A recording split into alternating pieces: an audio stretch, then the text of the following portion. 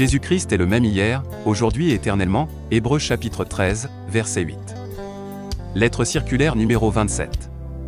Octobre 1982.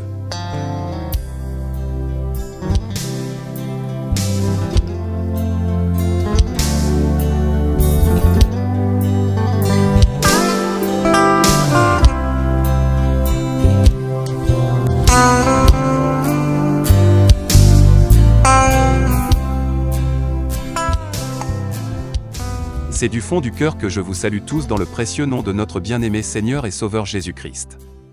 Comme base de notre méditation, nous prendrons cette parole de l'apôtre Paul dans 1 Corinthiens chapitre 15, verset 10. Par la grâce de Dieu je suis ce que je suis.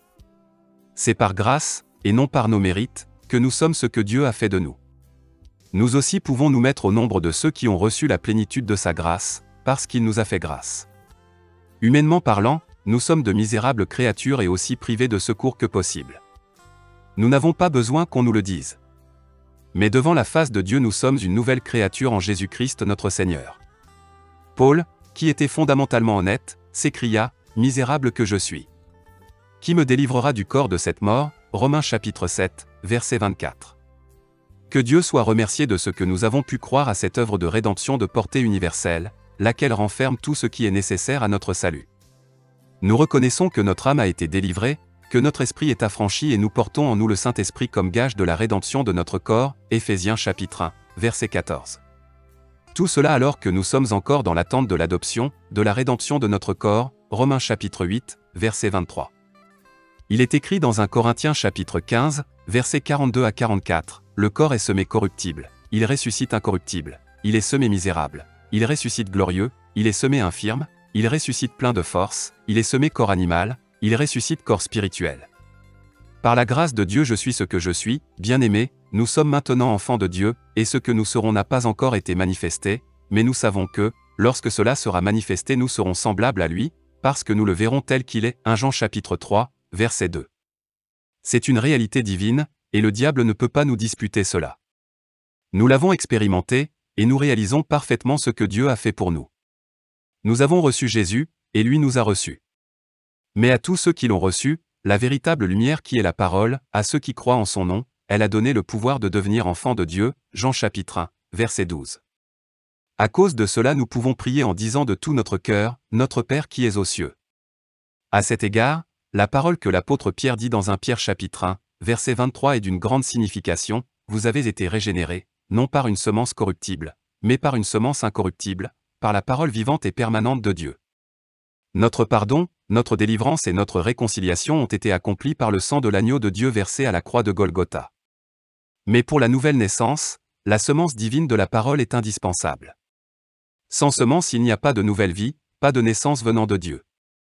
C'est pour cette raison que la parole de Dieu, en tant que semence, est déjà parvenue aux prophètes, puis par Jésus-Christ, qui est la parole faite chair, la parole s'est accomplie. Chaque enfant de Dieu est engendré par la même parole et le même esprit, et il naît de Dieu. C'est pour cela que Jésus-Christ notre Seigneur est le premier-né entre beaucoup de frères, Romains chapitre 8, verset 29. Par la grâce de Dieu je suis ce que je suis, ainsi donc, étant de la race de Dieu, Actes chapitre 17, verset 29.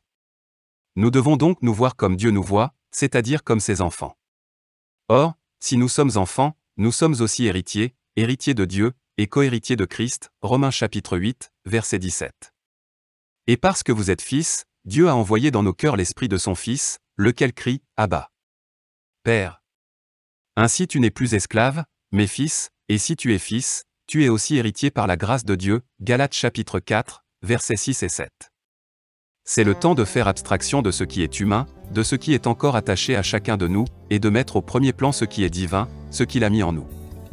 Et vous n'avez point reçu un esprit de servitude, pour être encore dans la crainte, mais vous avez reçu un esprit d'adoption, par lequel nous crions, Abba, Père.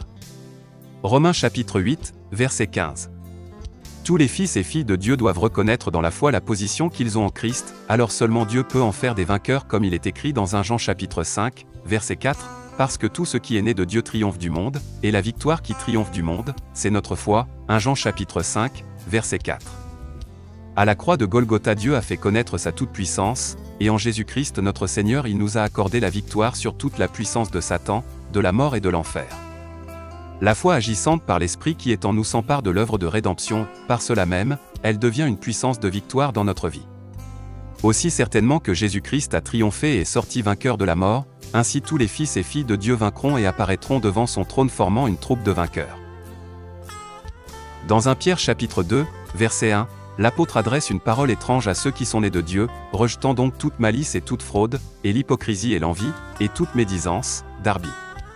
Celui qui a lu les versets précédents peut être surpris de ce qu'il dit ici aux croyants. Nous trouvons en particulier ce mot surprenant de médisance, en allemand, c'est littéralement « manie », passion ou rage de la calomnie.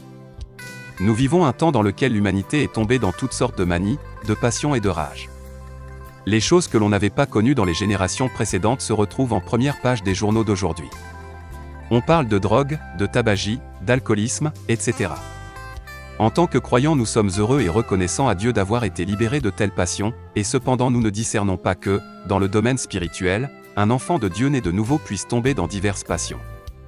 Pierre nomme ici la médisance, manie, ou passion de la calomnie, et à un autre endroit la jalousie est mentionnée. En fait, il n'y a jamais eu de temps auparavant dans lequel les démons aient mené contre l'humanité entière une attaque aussi massive que de nos jours. Sans le savoir, les croyants se trouvent au milieu de la plus grande bataille spirituelle qui se soit jamais livrée. Mais nous pouvons lutter avec l'armure divine, et attester sincèrement que celui que le Fils a franchi est réellement libre. Mais auparavant, nous devons considérer la mise en demeure qui nous est faite de nous examiner à la lumière de Dieu, reconnaître ce qui doit être encore retranché en nous et nous y conformer.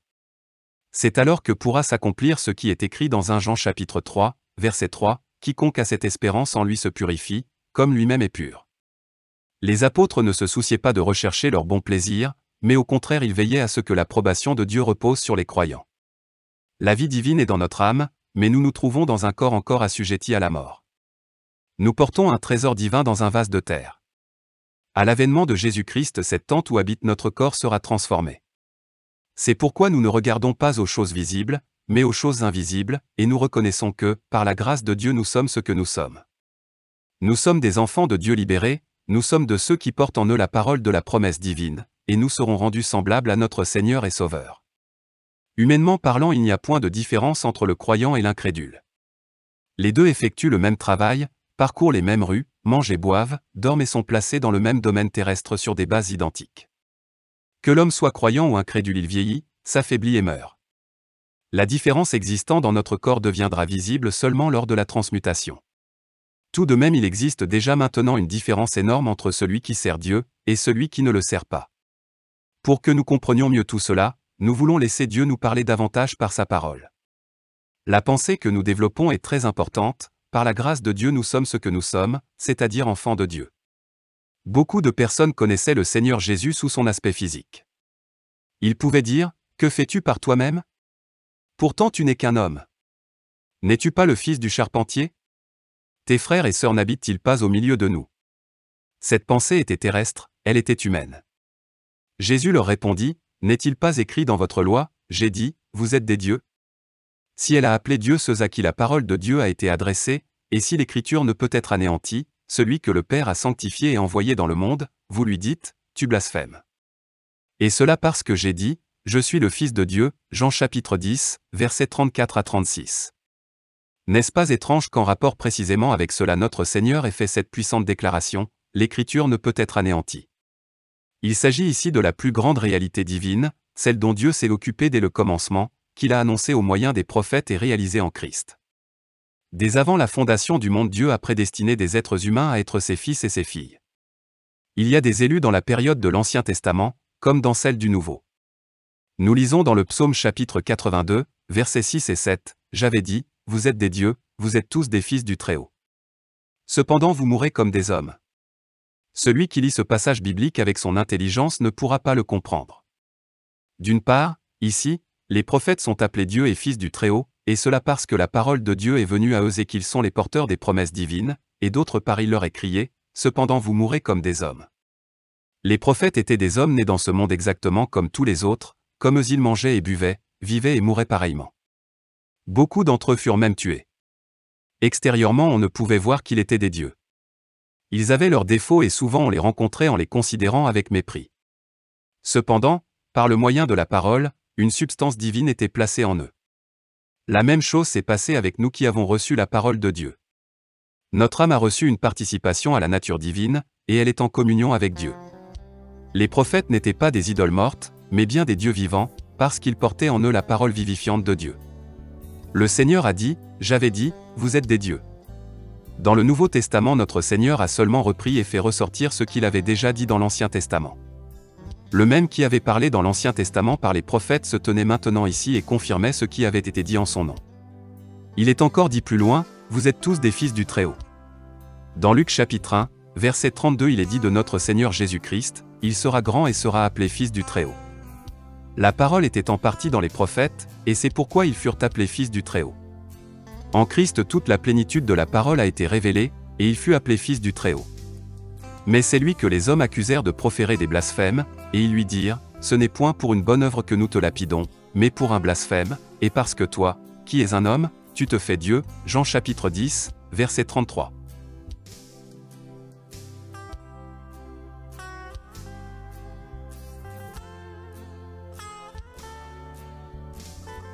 Les hommes qui ne sont pas nés de Dieu ne voient que ce qui est humain.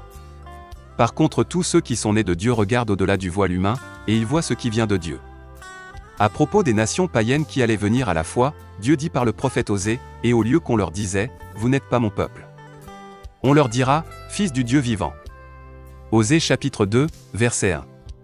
Nous pouvons nous réjouir de cela, car c'est par la grâce de Dieu que nous sommes ce que nous sommes. Quant au corps, nous sommes enfants d'hommes, mais quant à l'esprit, nous sommes enfants de Dieu. Il est écrit des prophètes qu'ils mouraient comme des hommes, et non seulement eux sont morts comme des hommes, mais aussi notre Seigneur et tous les croyants qui jusqu'à présent sont allés à la maison céleste. C'est la résurrection qui fait la différence. Les prophètes sont morts, mais ils sont morts dans la certitude absolue qu'il y a une continuation de vie après la mort, ils mouraient avec la certitude et l'espérance vivante d'avoir part à la résurrection.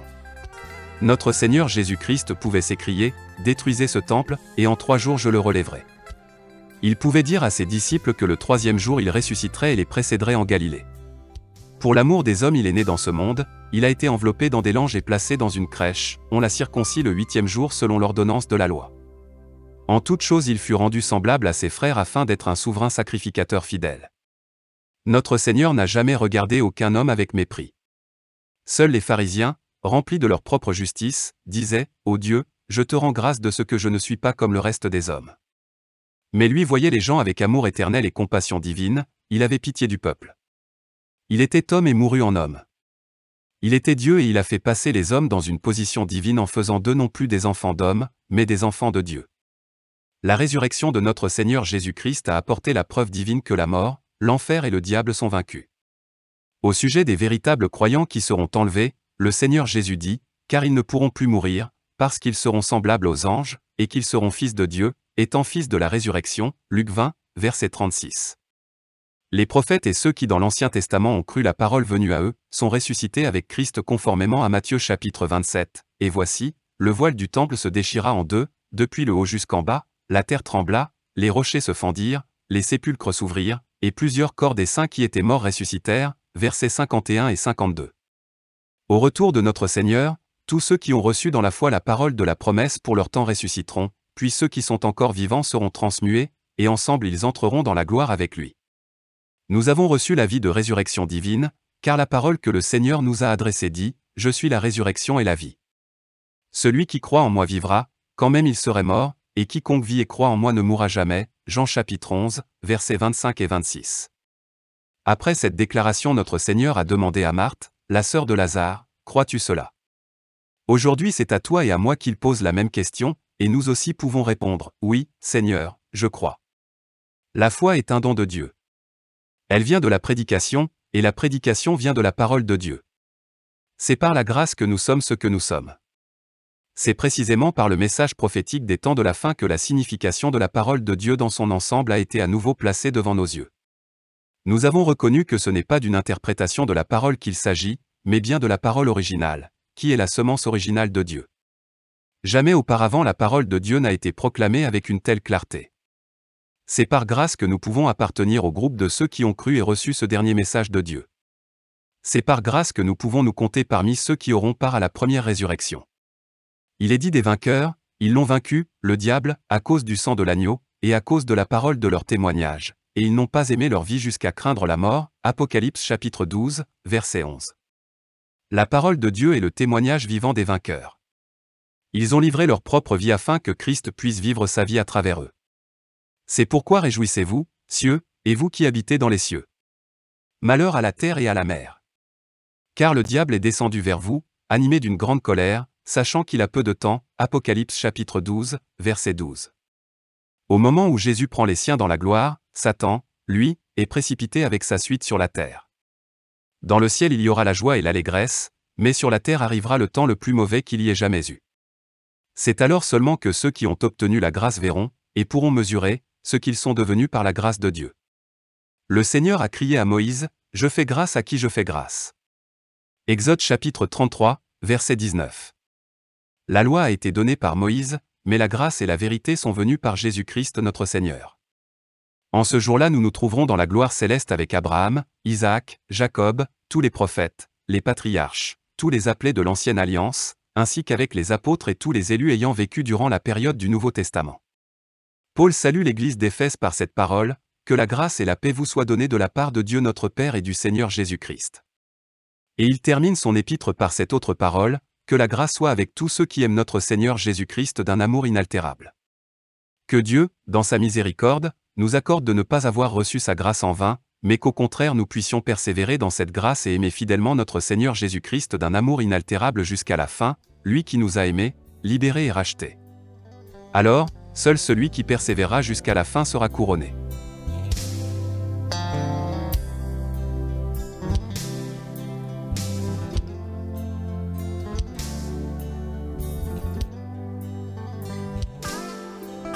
Nouvelle de voyage. En juillet, avec frère Barillier de Lausanne, j'ai pu tenir des réunions toutes particulières dans 4 villes de la République du Zaïre. Par le secours du Seigneur nous avons pu atteindre en peu de temps des milliers de personnes. Les frères de ce pays, l'ambassadeur du Zaïre à Bonn, la radio et la presse, tous à leur manière ont contribué à faire de ces rencontres des manifestations extraordinaires. On peut dire sans exagérer que dans tout le pays ce fut pour beaucoup une visitation de la grâce de Dieu. Précédemment, un frère qui voulait introduire dans les assemblées de ce pays la doctrine des 7 tonnerres avait diffusé une lettre circulaire dans laquelle il avait écrit de très méchantes calomnies sur moi. Mais dans ce pays il y a aussi des croyants qui sont depuis de nombreuses années affermis dans la parole, et qui ne veulent pas s'en écarter. Ainsi avec sa lettre, ce frère atteignit exactement le contraire du but qu'il s'était proposé, les gens affluèrent pour écouter la parole de Dieu.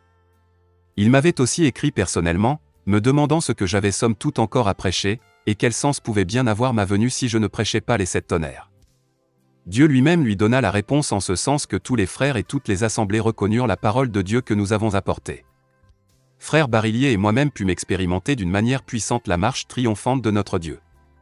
Lorsque je m'écris ici, Jésus est vainqueur, vous pouvez ressentir avec moi quelle profonde reconnaissance remplit mon cœur. En fait il ne s'agit pas de moi-même ou de quelque autre, mais bien de ce que la parole de Dieu révélée soit maintenue et gardée aussi pure qu'elle nous a été laissée, sans interprétation ou adjonction quelconque. Le Seigneur s'est servi de l'ambassadeur à Bonn pour envoyer un téléx aux autorités de son pays, de telle sorte que les portes se sont ouvertes d'une façon jusqu'alors inconnue. À Kinshasa, les réunions furent annoncées par 8 fois en une journée à la radio, et en plus de cela la presse locale les a aussi annoncées. Quelques milliers de personnes sont venues et elles ont été saisies par la grâce de Dieu. Ce que nous avons vécu là-bas en ces quelques jours était tout simplement saisissant. Beaucoup ont été sauvés, guéris et libérés, et tous ceux que Dieu avait véritablement destinés à la vie éternelle ont reçu la vérité. Je ne puis me souvenir avoir jamais vécu de telles réunions, elles étaient un avant-goût de ce qui, s'étant passé au commencement du christianisme, doit se renouveler dans ces derniers jours. Dans les autres villes également beaucoup de personnes sont venues aux rencontres. À Lubumbashi, pendant 24 heures, 3000 croyants attendirent notre arrivée, qui avait été retardée d'1 jour. C'est alors que la parole de Dieu fut proclamée avec une toute-puissance divine. Ce qui s'est passé à cette occasion ne peut être rendu par des paroles, car il faut l'avoir vécu. Derrière moi sur la plateforme se trouvaient environ 30 frères dans le service du Seigneur. Ils priaient, croyaient, et témoignaient qu'ils se tenaient derrière notre ministère. Dans tous les cas, tous les frères qui servent dans le pays entier ont été aidés, de même que le peuple de Dieu qui a été affermi dans la parole et fondé sur elle. Nous avons été reçus comme des serviteurs de Dieu et c'est aussi pour cela que les bénédictions de Dieu ont coulé avec abondance. Heureux celui qui peut se réjouir avec nous de ce que Dieu fait maintenant. Dans cette lettre circulaire nous avons fait paraître quelques photographies, mais même avec un téléobjectif cela n'aurait malheureusement pas été possible d'inclure toute la foule. Du Zaïre, frère Barillier s'en est allé vers l'ouest dans les pays d'Afrique d'expression française, alors que je m'envolais vers l'est dans les pays d'expression anglaise. Il convient une fois à cette occasion d'apprécier le travail que notre bien-aimé frère Barillier accomplit dans les pays d'expression française. Les traductions françaises des prédications de frère Branham ainsi que celles de nos lettres circulaires ont été en bénédiction à des milliers de personnes. Nous voulons nous souvenir de notre frère dans nos prières. Dès le commencement, nous avons travaillé ensemble dans l'amour fraternel, et nous continuerons ainsi jusqu'à ce que le Seigneur vienne. Aussi bien en juillet que lors de mon second voyage en Afrique, en août, la main du Seigneur était à l'œuvre. À Lusaka, en Zambie, je fus de nouveau invité à parler à toute la nation par le moyen de la radio et de la télévision. Par la foi, je vois déjà une grande récolte qui sera recueillie en peu de temps. La même chose est valable pour le Malawi, le Mozambique, la Tanzanie, le Zimbabwe, le Kenya et en général pour toute l'Afrique centrale et de l'Est, jusqu'au bas en Afrique du Sud. On peut dire que Dieu a ouvert les portes du continent africain d'une extrémité à l'autre. Lorsqu'il ouvre, personne ne peut fermer. Lorsqu'il envoie quelqu'un, personne ne peut l'empêcher d'aller. Lorsque Dieu bénit, qui pourrait l'en empêcher? Il m'est revenu à la pensée que frère Branham avait tellement à cœur d'aller en Afrique. Cependant, des prédicateurs pentecôtistes influencèrent les autorités de telle manière qu'on lui interdit de prêcher, et même d'entrer dans le pays. Il dut porter sur eux le jugement suivant: pensez à cela, au jour du jugement leurs mains décharnées, celles des âmes perdues, s'élèveront au-dessus de la fumée pour vous maudire. Leur sang retombera sur vous, et non sur moi, car pendant environ 10 ans j'ai cherché à revenir. Dans la prédication opprobre pour la cause de la parole, frère Branham mentionne la vision qu'il eut à Zurich en 1955 et dans laquelle il voyait l'aigle allemand en relation avec l'Afrique. Ici nous voyons à nouveau que tout ce que Dieu montre à un prophète en vision s'accomplit, même si ce doit être des années plus tard seulement.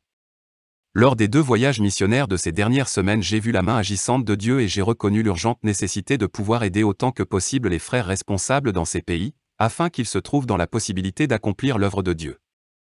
Je ne pense pas en cela à des paroles pieuses que beaucoup peuvent prononcer, mais à des réalisations pratiques. C'est pourquoi je n'hésite pas à vous encourager également tous à coopérer dans l'œuvre du Seigneur afin que ces frères dépourvus de moyens ne se découragent pas et ne désespèrent pas, mais qu'au contraire ils puissent accomplir leur tâche. Je saisis cette occasion pour adresser ici une parole d'exhortation à ceux qui croient le message de Dieu pour ce temps, et qui ont à cœur que les élus de tous les peuples soient appelés à sortir de la confusion.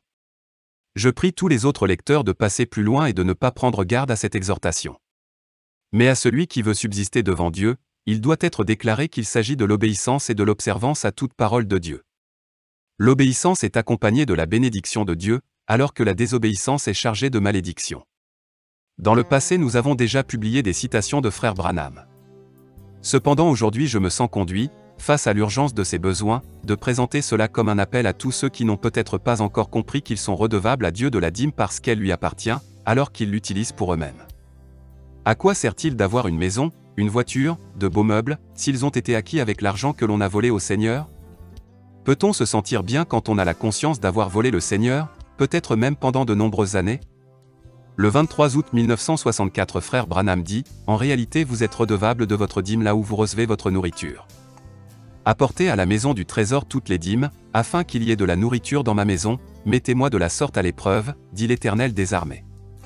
Et vous verrez si je n'ouvre pas pour vous les écluses des cieux, si je ne répands pas sur vous la bénédiction en abondance. » C'est juste. Je prie instamment tout homme et toute femme qui ne paie pas la dîme d'accepter cela. Je pourrais rester ici jusqu'au matin en vous racontant ce qui arriva depuis que j'ai reconnu cela, et dans quelles conditions je me trouvais. J'ai payé aussi fidèlement que possible la dîme. J'ai même donné la dîme de l'argent que j'ai reçu de l'Assemblée, ou de l'argent reçu pendant les campagnes.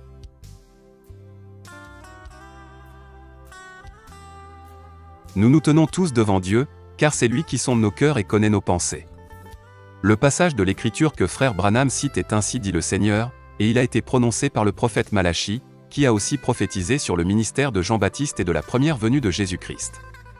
À la fin du dernier chapitre de son livre, il donne la puissante promesse de la venue du prophète Élie, avant qu'arrive le grand et terrible jour du Seigneur. Pour ceux auxquels le Seigneur s'est adressé par le message prophétique, la partie précédant ce chapitre est tout autant ainsi dit le Seigneur que pour le reste. Cette vérité fait aussi partie de la parole révélée. Que penserions-nous d'une personne qui commet un vol dans une banque? La justice et nous tous le déclarerions coupable, nous n'aurions qu'un sentiment de dégoût pour lui et estimerions indispensable que des mesures soient prises pour le juger. Mais nous, en tant qu'enfants de Dieu, nous nous sommes rendus coupables d'un plus grand péché en ayant pendant de nombreuses années frustré et escroqué Dieu. De même qu'au temps de Malachie, nous pourrions demander aujourd'hui, en quoi t'avons-nous trompé? Dans les dîmes et les offrandes. Peut-être que nous nous estimons spirituels et que nous disons, nous sommes pourtant dans le Nouveau Testament. Le Seigneur rappelle au peuple d'Israël, car je suis l'Éternel, je ne change pas, et vous n'avez pas cessé d'être enfants de Jacob. De même le Seigneur nous dit aujourd'hui, je suis l'Éternel, je ne change pas, et vous n'avez pas cessé d'être enfants de Dieu. Puis il dit au verset 9, vous êtes frappés par la malédiction, et vous me trompez, la nation tout entière. On peut penser que la bénédiction de Dieu se trouve sur celui qui prie avec onction, qui chante avec ferveur les plus merveilleux chants, qui élève ses mains et pense à l'enlèvement. Mais le diable en rit, car il sait que la désobéissance est comme le péché de divination. Tous ceux qui ont volé Dieu et lui sont désobéissants doivent néanmoins prendre conscience qu'ils sont chargés de malédiction. Dès ce jour je suis libre à l'égard de ceux qui lisent cette lettre circulaire et continuent à passer par-dessus la parole de Dieu et les déclarations de frère Branham. Il faut aussi qu'en cela nous soyons fidèles car il s'agit de chaque parole de Dieu qu'il a donnée et révélée. Nous considérons comme un privilège de donner au Seigneur une partie de ce qu'il nous a confié. Celui qui repousse la parole et se dispense de faire cela peut bien formuler des lèvres toutes sortes d'objections possibles. Cependant c'est seulement la parole écrite qui compte, et tout le reste n'est qu'argument. Dieu pense ce qu'il dit, et il dit ce qu'il pense. Comme nous l'avons déjà fait ressortir tout à l'heure, cette parole est adressée uniquement à ceux qui ont reconnu que, par frère Branham, Dieu a replacé sur le chandelier toutes les vérités bibliques, y compris celles de la dîme, qu'Abraham donnait déjà longtemps avant la loi. Que celui qui dit dans son cœur, cela ne me concerne pas, supporte cette parole dite dans l'amour, à savoir que conformément à la parole de Dieu que nous venons de considérer il se trouve sous la malédiction, même s'il parle des grandes bénédictions qu'il a eues. Ma prière est que cette parole sévère pénètre jusqu'au fond de notre cœur à tous. Dieu savait pourquoi il prenait ces dispositions, et nous devons les reconnaître et agir en conséquence. Nous ne devons pas manquer de mentionner qu'un nombre considérable de croyants sont fidèles, et qu'ils prennent à cœur les choses de Dieu. Désormais les autres sont placés devant une décision à prendre. Maintenant, alors que nous sommes au temps de la fin, le Seigneur veut avoir des enfants obéissants et bénis, et non pas des enfants désobéissants et frappés par la malédiction. Nous croyons bien sûr que nous retournons au christianisme original, et ceci en fait partie. Que le Seigneur veuille donner à chacun la clarté à ce sujet.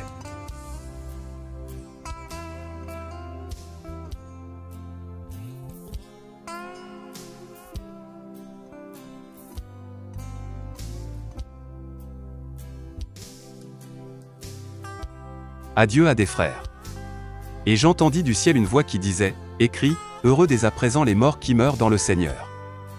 Oui, dit l'Esprit, afin qu'ils se reposent de leurs travaux, car leurs œuvres les suivent. Apocalypse chapitre 14, verset 13.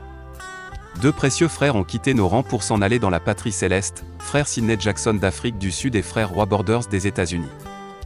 Déjà du vivant de frère Branham, ces deux frères étaient unis à son ministère. Frère Jackson avait une profonde compréhension du ministère prophétique de frère Branham. Il était principalement responsable de la réussite des grands rassemblements qui eurent lieu en Afrique du Sud. Dieu a pu l'employer jusque dans un âge très avancé. Il a été pour moi personnellement un frère et un ami fidèle qui m'a encouragé à tenir bon. Je me suis entretenu en avril 1966 avec frère Borders sur la publication et l'impression des prédications de frère Branham, et lui montrer qu'elles devaient autant que possible être traduites en beaucoup de langues différentes. Il prit cela à cœur et entreprit peu après ce travail de diffusion. Toutes les prédications que nous avons à disposition en anglais ont été imprimées sous sa responsabilité.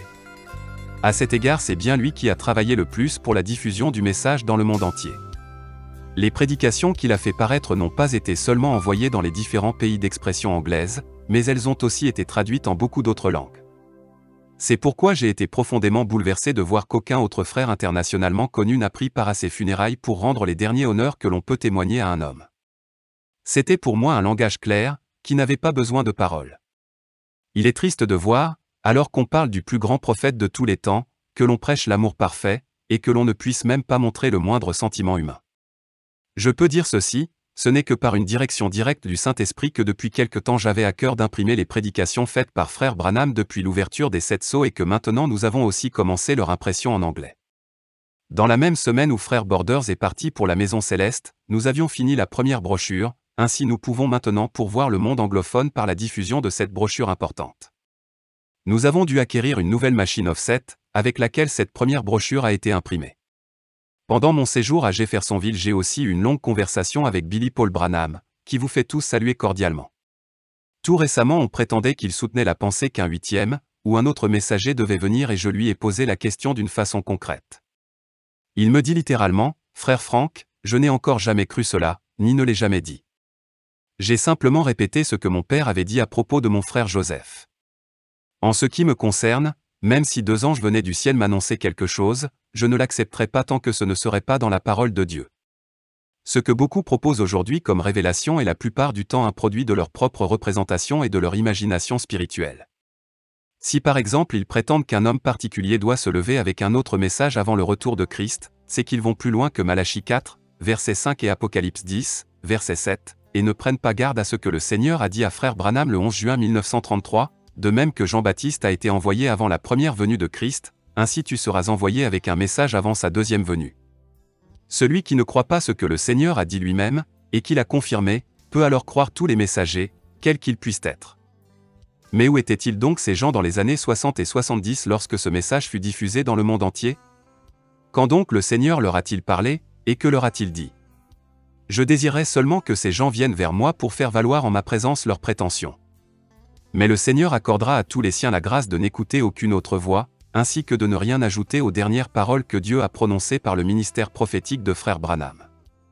Si maintenant quelqu'un ne comprend pas cela et ne se place pas aux côtés de Dieu, personne ne peut lui venir en aide. Agissant de la part de Dieu. Frère Frank.